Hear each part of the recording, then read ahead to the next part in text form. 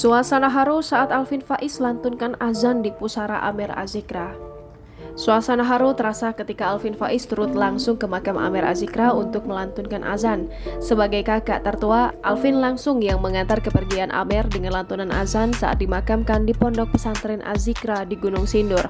Usai memimpin sholat jenazah untuk Amer, Alvin melantunkan azan dengan baik dan sangat indah, tak tersendat sedikitpun. Namun, ia tak kuasa menahan air mata ketika harus mengantarkan adiknya ke peristirahatan terakhir.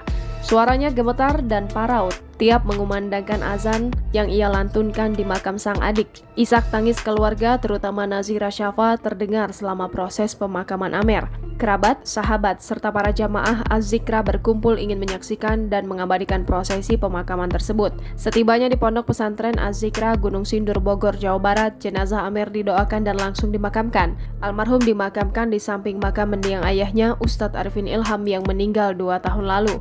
Amer Az-Zikra meninggal dunia setelah sempat dirawat di Rumah Sakit EMC Sentul Bogor sejak hari Rabu pekan lalu. Sekitar pukul 1:05 waktu Indonesia Barat, hari Senin dini hari, Amer meninggal dunia setelah sempat kritis dan menjalani perawatan di ICU.